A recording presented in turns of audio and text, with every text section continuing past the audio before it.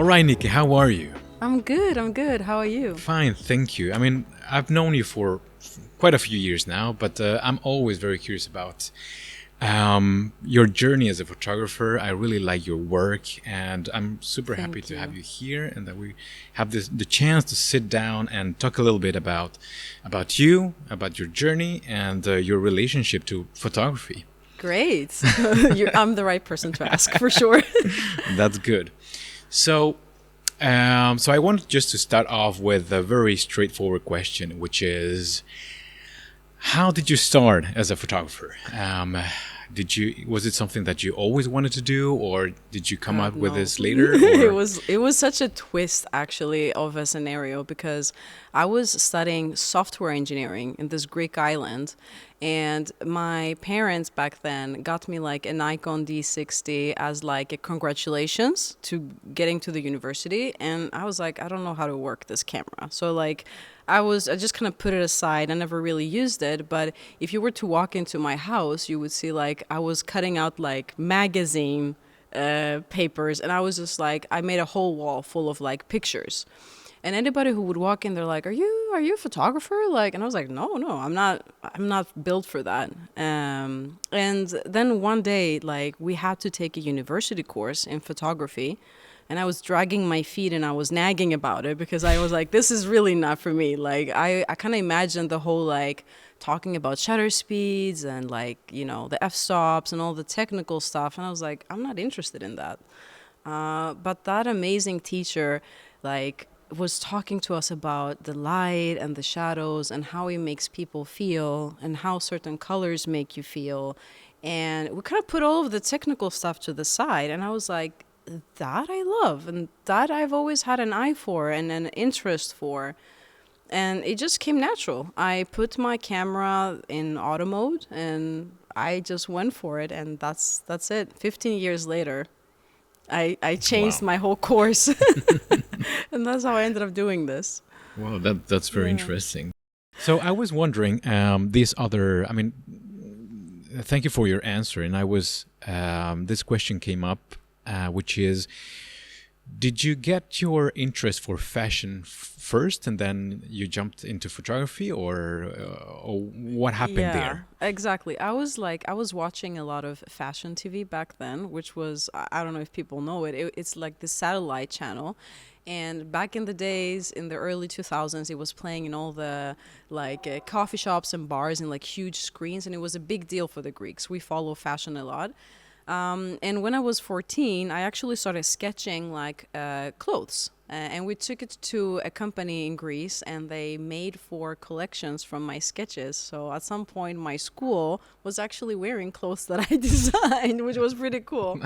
But I never studied it or So you something. your uniforms, or No, it wasn't uniforms. It was like rave clothes. So oh. I was a raver when I was younger. I went through that phase. So, so people were wearing like really nice, like fluorescent colored. Like I designed this hoodie that was braided all the way down to your knees. Oh So wow, it was like you would dance or walk, and that thing was swinging. Yeah, sounds very fun. yeah, it was I fun. would love to see those clothes. I still have them. I have them in Greece. You should have brought them. I will bring them next time for sure. So tell me a little bit. How would you describe your own style as a photographer? It's really hard to describe my own style. I can tell what kind of feeling I'm looking for. I really admire human beings. I really admire our ability for like the emotional capacity that we have, the depth that we have because of our consciousness, because of our feelings. And I always want to find a way to connect with that person's inner side, that person's character, that person's inner feelings, and bring them to the surface. So I feel like usually when you look at my photos, that's the key thing I try to bring to the surface. It's a very intimate connection I have with the person that I'm shooting, and you can usually see it in their body stance, you can see it in their eyes. It kind of feels like you see their true inner version that the public eye normally wouldn't actually see in Mm, an Instagram photo. yeah. And I feel like my style I try to let go of any like sexuality when it comes to like the body. I like to take photos of the body and to expose it to the sun and to the nature and to a setting, and kind of have it more of a natural piece of whatever else you have around. Yeah. Yeah. So if I ask like this, what is it that you are looking for when you are looking for photography? If you know what I mean. What is it? What kind of a detail? What kind of a feeling? Or what kind of um something are you looking for when you're deciding to take a picture? Yeah, it's a very complex thing because it can start like when I'm trying to take a picture, it can start first from me seeing a place that I drive by or I walk by and I see something and it really sparks an image in my head. And then I go in that place and I go with a person and I'm trying to show to the person that I'm going to shoot what that feeling is like. And we're kind of sharing that emotion together. And I try to always like separate the people from the team, from that person, so we can actually go in that bubble and share a vision together. I think what I usually look for is a feeling. The Yeah. feeling that I have from seeing a place or from seeing an image in my head, that feeling I'm trying to put it out there and be as vulnerable as I can with whatever inner visions I have or dreams or fears or aspirations. Yeah. It's more about the feeling I feel that is Yeah. important for me. Yeah. Yeah, I totally agree. I always when I personally take pictures or shooting something, I'm very much into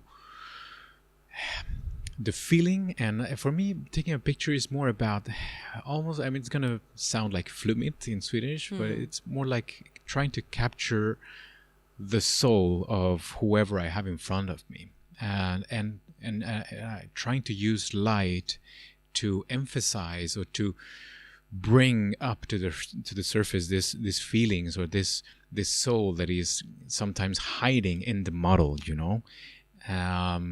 And for me that's kind of the search. Photography is the search for this object's or this person's soul. I don't know if you can relate to that. I completely relate to that because for me, like, that's, I think, actually one thing that I have mastered myself, and I'm really proud of being able to get to see people's true souls.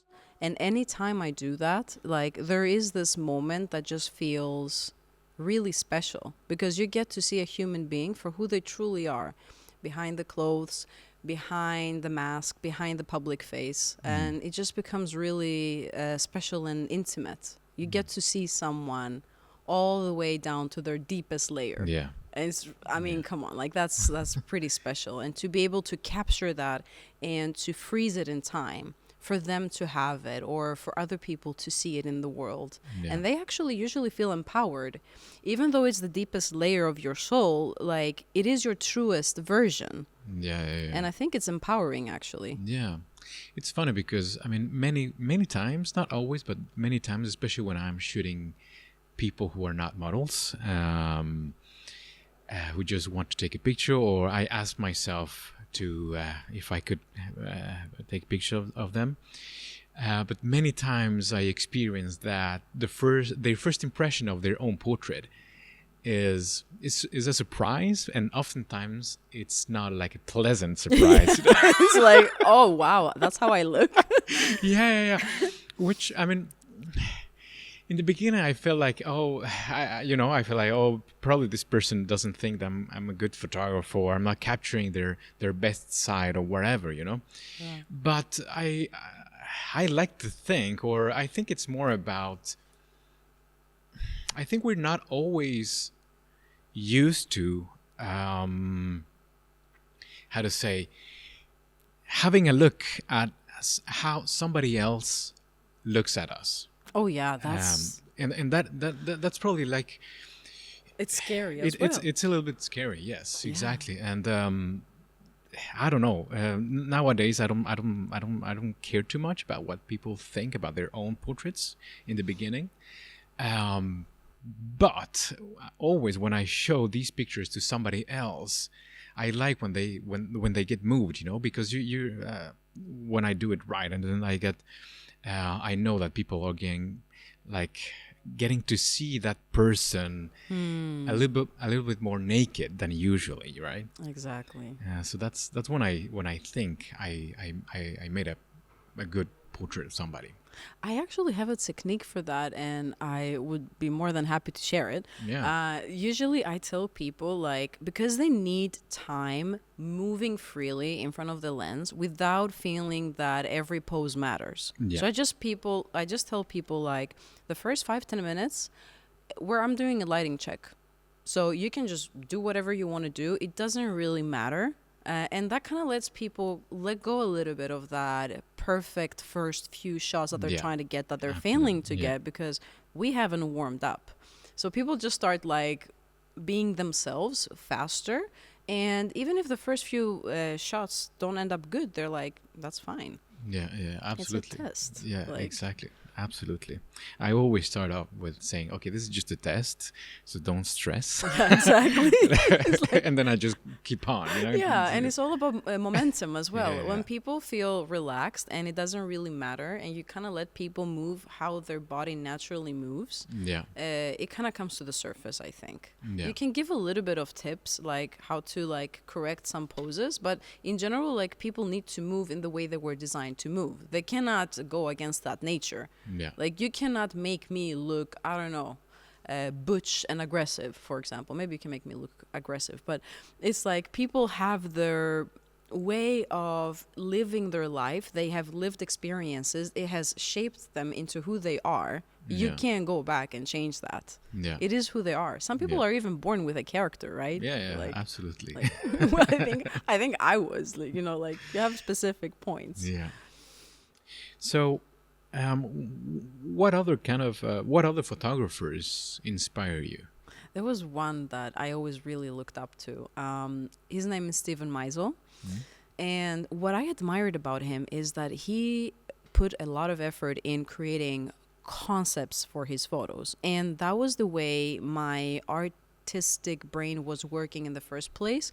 It would kind of put together a lot of pieces. And I was like, his style makes sense. He has thought out the location, the storyline, how it evolves, every single little aspect that is maybe like an accessory, like a gauze or a broken arm or something that doesn't really mean something in the fashion industry, but it means something for the story.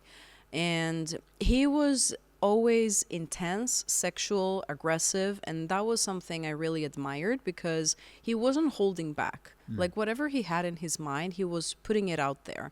I haven't seen anything new produced by him for a very long time, but he kickstarted that whole like conceptual work in my head. Yeah. I really, really love. I almost met him one time too. All right. I was. What almost? It was so sad because I went into this agency in New York and I went up the elevator and I talked to one of the agents there and she was like, so what is your work is inspired from? And I was like, Steven Meisel. She's like, really? Did you know that he just walked down? Did you bump into him? I was like, you gotta be kidding me. Like I literally like missed my chance to see my idol. So yeah, 5 minutes Yeah. away. Oh, damn. I know. I know. All the way to New York and still missed the chance. Yeah, that's right. So how would you describe then your own creative process? Well, it's I actually in my head I see videos, and that's why I thought I actually was gonna do more video rather than photography. But photography is my thing. I see like very clear images of videos of places with the outfits and with the feelings and with the lighting, and it's a very clear image, and then I just try to recreate that and put that together. I try to find places that look like that, I try to find people that look like that and dresses that look like that, and I just piece it together. Yeah. That is literally how it works in my head. Yeah. I don't know if it happens to you, but often when I'm in a creative process, whether it's a film or a photo shoot or whatever, or even writing something, usually there's always a phase of frustration where I think this is not working, this is not, I don't know, this is not gonna turn out well, and I have to kind of push it through, you know. Yeah, exactly. And until I come to the other side, and then finally all these pieces that apparently didn't make sense all by themselves, then together somehow, or somehow they make sense together. But all the other times you have to kind of lay out all the pieces and then try to select the ones that work for you, you know. So I don't know, do you also... That is a very interesting point, actually. Yeah, I don't know. I've learned to kind of be friends with the idea that, okay, frustration is also part of the process. Yeah. What about you? Well, the thing is, like, frustration has a good point sometimes. Usually frustration could mean that there is a sign, a place for you to improve, right? Something is not working out exactly the way you want it to. And I've learned to separate just anxiousness, because frustration can be that, is a part of perfectionism. I have learned to separate, is this like just pure frustration, or is this because I know I can do better and I need to just fix something right now? So I've learned to a little bit like feel a little bit in this moment, where is this leaning? Is it leaning towards pure anxiety and frustration, and then I just need to ignore it? Yeah. Or is this actually something that's not working out and I need to tweak it a little bit? Because that small tweaking can make an average photo exceptional. And it's okay to also listen to that instinct, and to make people aware without stressing them out that, hey, this is not working out. Let's shift it around. Let's go to another place. Let's change this. Like, it's okay. Yeah. To listen to yourself, I think. Yeah, absolutely. So what now I'm going to other kind of less creative questions, but we also live in a reality. A harsh one. A harsh As one. artists. And many times of course we have to face it and we have to do something about it. So so this is a business as well, right? I mean, photography is not only art or expression, it's also business for many of us. So how is it working as a fashion photographer here in Sweden? Well, here in Sweden, the thing is, like, every place you go, it's a completely different market and a completely different culture. So, I mean, I was living in the US before I came to Sweden. And in the US, they really appreciate you going forward, calling, pushing, taking initiative, being direct. That is deemed as a good quality. And it was kind of closer to the Greek culture. So it was easier for me to kind of adapt to that. But the moment I moved to Sweden, that was more aggressive for this culture. So I had to really take a step back and try to look around me and see what other people are doing to understand, like, what is an acceptable way of initiating contact without coming across as aggressive, because that's not what I want to do. So I had to relearn a lot of communication ways for me. I had to relearn a lot of behavioral ways that was completely new for me. I also faced a little bit of difficulty because here it's a little bit more of a closed, support peers for a long period of time. And they don't experiment that easily with newcomers. So it took me a little bit of time to gain people's trust. But once you gain people's trust, they're very loyal. They love working with you. And then it becomes easier. Yeah.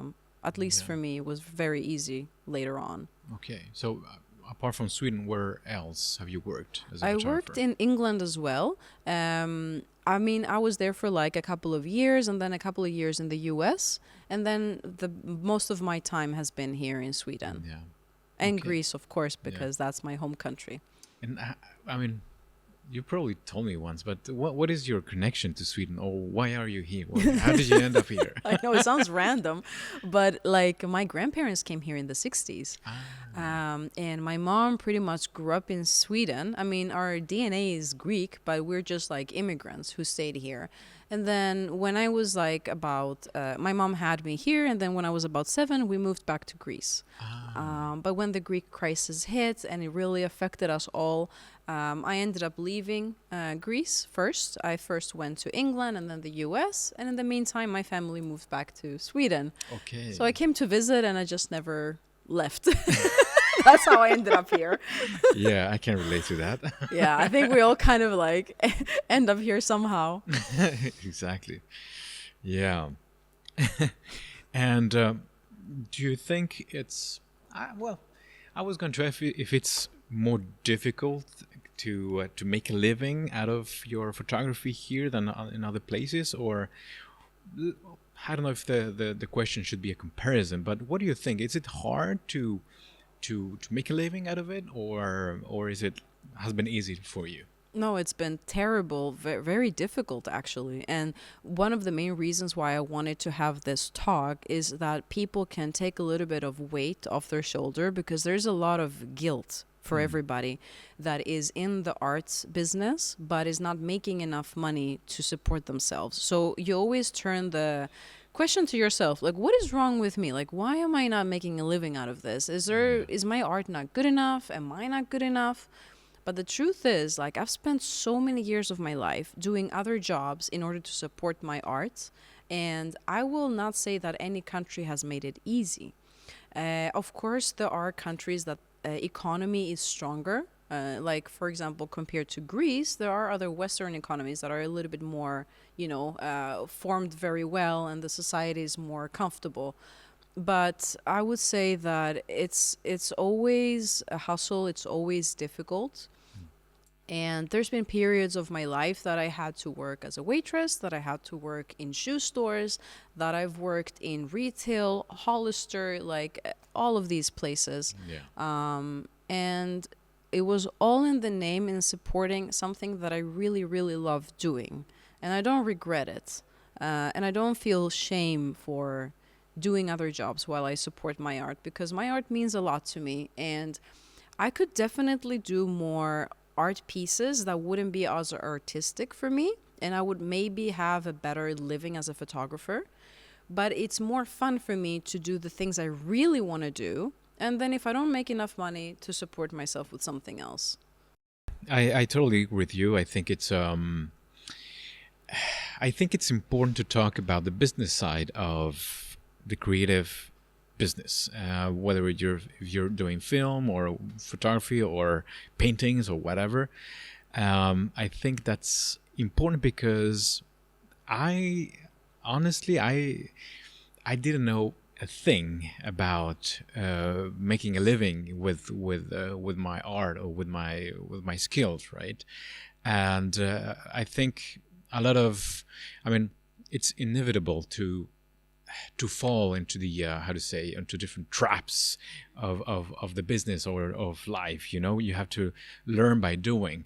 But I think it's important to talk about this, so probably you don't have to start from the very beginning. Of you can people who are listening to this can kind of start thinking about how to do things, how to move on, how to as you say, not feeling alone about, oh fuck, I'm so shit, I cannot make a living out of this. It must be because I'm wrong or something. And honestly, I mean, I think pretty much everybody, unless you're a lucky one, I mean, you're struggling, or you have struggled at a certain point in your career. So what do you think are the most what are the biggest challenges you are facing or have faced in your career as a photographer? I think the key thing is that it's not stable and it doesn't have a steady flow. And that is very hard. You cannot calculate ahead what is going to come.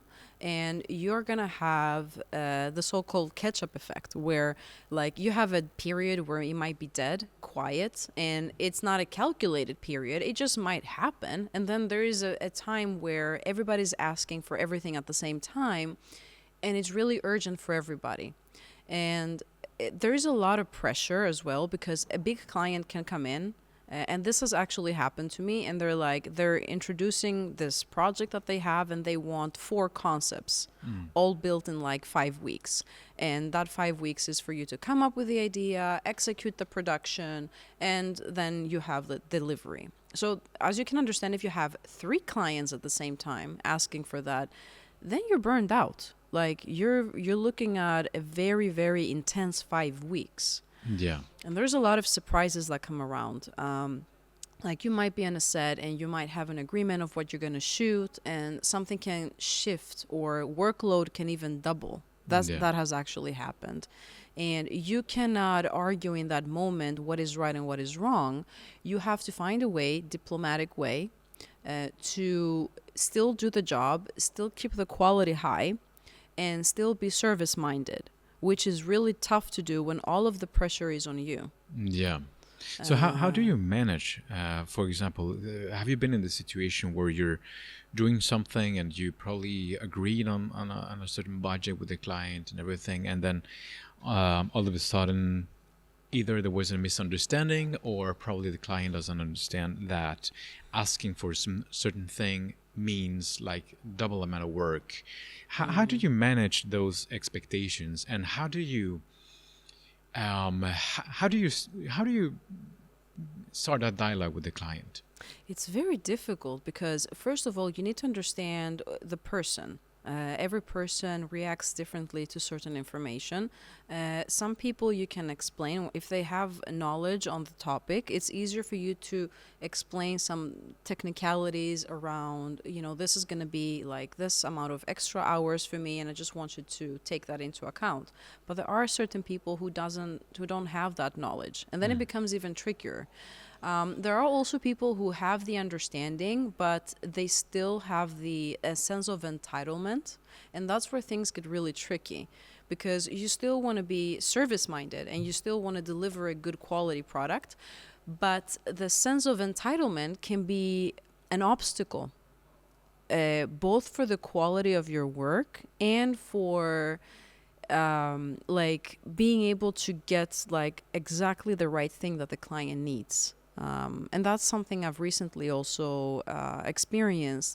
And sometimes you cannot really continue working with some people because the sense of entitlement is the key thing I'm looking for, actually. That is a very difficult thing to deal both with the team when I'm doing the art directing, but also with the clients. That is a key thing to look for, to be wary of, in my opinion. Yeah. It's very complicated.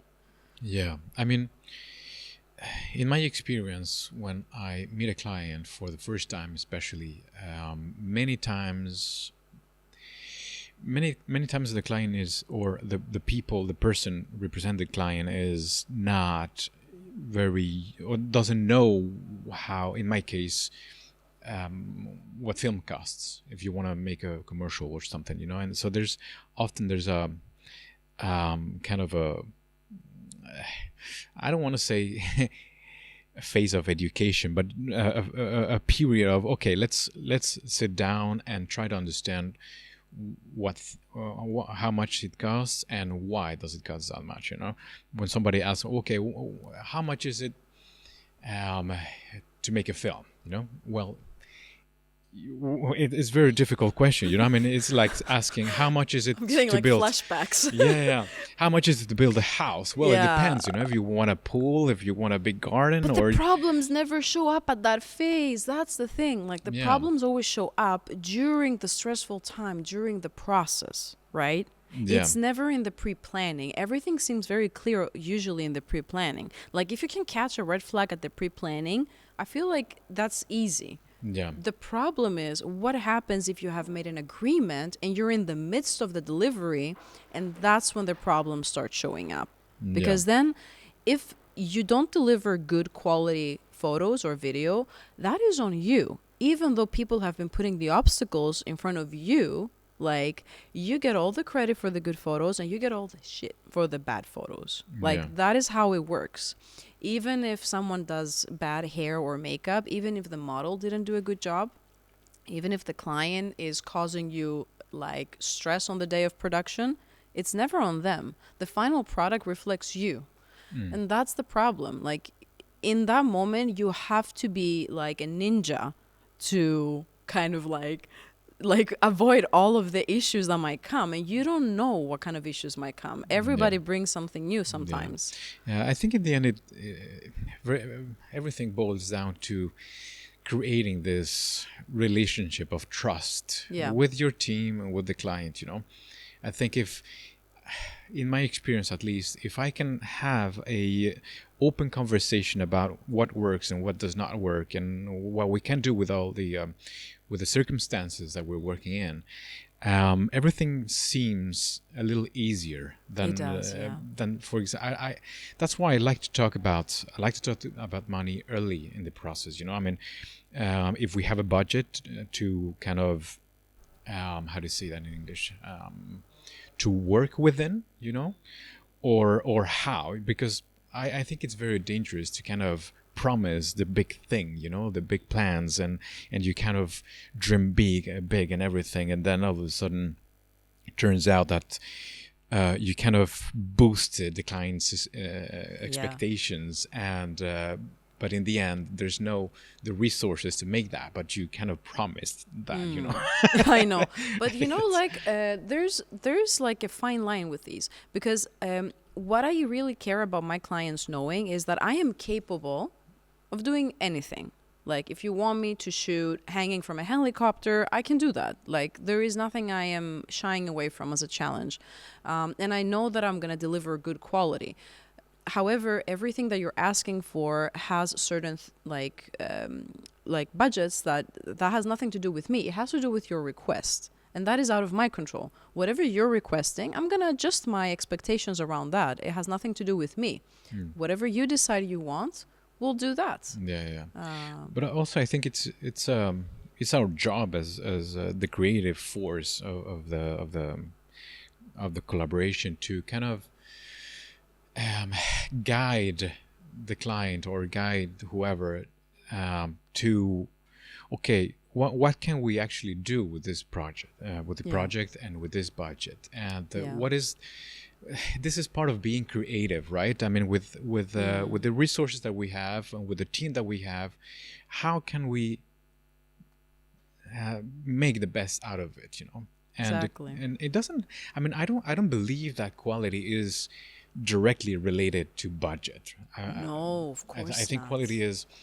It's you have to be smart and creative of how you use your resources. Exactly. And there's plenty of opportunities for you to do a lot with very little. It all boils down to if you're looking for something specific. Because the helicopter, I didn't just throw it in the conversation. There was a client who actually wanted to do a shoot with a helicopter. And I said, totally, like I am in and I can do it. And I can also find you like a spot with a skyscraper that has like because he wanted to do it in a skyscraper that had like a helicopter landing thing on the top. I don't know what you call it. And I was like, whatever you want, I can find the way to book that for you.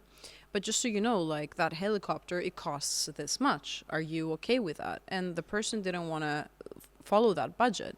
So if you make certain requests, sometimes there is no way of working around it. But a lot of the times you can definitely do another kind of style or another photo shoot that will be budget friendly. Yeah. I'm not really like a budget freak because I don't go crazy with like equipment. And me, myself, I'm really minimal with, I try to go as bare bone as I can with things because for me, I don't need a lot, I feel, as a photographer. When it comes to specific requests, like a specific location or specific dresses or something very particular, then you have to look into the budget. But video is very different for what you do, for example. Like, yeah, I mean, it depends, right? I mean, sometimes, for example, I did this like a very simple job when it comes to video. I was filming an event. It was a PR campaign for a certain brand, and so the video turned out very well. Like very yeah, it was cool. There was a lot of fancy people doing cool stuff. So and it wasn't that expensive to make the video. But when I understand that the client invested quite a lot of money in making the event happening, so there's a party going on, there's a program, there was going to be a movie premiere of an international film. So the film probably cost not that much, but the background or the thing that I was going to portray, that was the heavy part of the budget. So I guess what I'm trying to say that yes, sometimes depending on how much of the load is falling on me, Yeah, but I exactly. have to add it up, Yeah. If you come empty-handed, then probably I'm gonna have to work more or to get more things or a bigger crew, and that's where everything starts to get expensive. Especially, I mean, I don't for still photography. In my experience, when I work together with other photographers, in my eyes, they feel like smooth and lightweighted. They're just to themselves and the camera, and they probably have an assistant. And that's it. And you're carrying all of this heavy stuff, just trying to like be smooth with this jumbo like camera in the background. Yeah. I mean, You do get more attention with that thing as well. Like when you're trying to be like in the background, just making it smooth for the model. But I can imagine it's tough. Yeah. But just to wrap it up, I have one last question. So what would you tell younger photographers that they're starting in this career? What is your best piece of advice?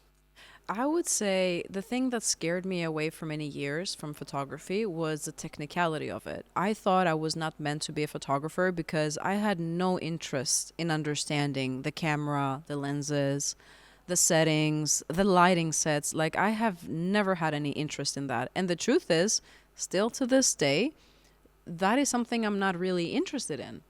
But that doesn't make me a bad photographer. So for many years, I just wasted years trying to do other things when in fact I could have been doing what I really love by just trying it out. Yeah. And in the first years, I mean, I was shooting auto mode. What's the shame in that? I still got amazing photos. I still was expressing myself. For me, photography is an art. And it's not about me setting the shutter at the right speed or getting the perfect like f-stop. It's more about experimenting. There are amazing photographs that are blurry, that are black and white, that maybe don't even have sharpness in them, but they're capturing something that is so special, and only that person had that vision. Only that person had that artistic eye for that particular thing, or put together something very special. And like, why like hide that beauty from the world just because of technicality? Like, it's such a shame, to be honest. Like, I felt for many years a little bit like I was trying to break the ice with that, because when I teach actually workshops at schools or universities, that's the first thing I say to students. And the relief you see on people's faces, like, oh, so it's not a taboo that I don't care about that? It's not bad that I don't understand it? I was like, no, just go and enjoy it. Get your camera and go out. Like, look at the light, look at nature, look at a person that you love and that you want to capture their beauty. Do it. Don't do it perfectly. Just do it your way. Yeah. So beautiful, isn't it? Absolutely. Yeah, I totally agree. I think the best, I mean, the only way basically to start is actually doing it, right? And to try it. And while you're trying things out, then you're developing your own skills and your style. And because style doesn't come by itself. I mean, you have to kind of generate it, and it generates get in touch through with it. doing. Exactly. And then eventually, I mean, I think you have to know your tools, I mean, I mean, some basic stuff. Yeah, know how it works, and then of course get curious about it and everything, and then try different things. Try and fail and try again. Yeah, exactly. But some pictures that I have failed in the lighting technique or failed in the exposure, whatever, like they were still nice. Like Yeah. it for me at that time with what I was trying to put out there and to do, it still put out the message I was trying to do. Yeah. Like I mean, what would the point be if I was spending months trying to perfect my lighting skills and actually not shoot anything when I have all these ideas in my head and they're just sitting there in the back of my head in these like dusty boxes and they never get to see the light. So it's a shame. Don't do that. Yeah. All right. Well, thank you very much. It was such a pleasure Thank talking you. to you, and see you next time. Thank you.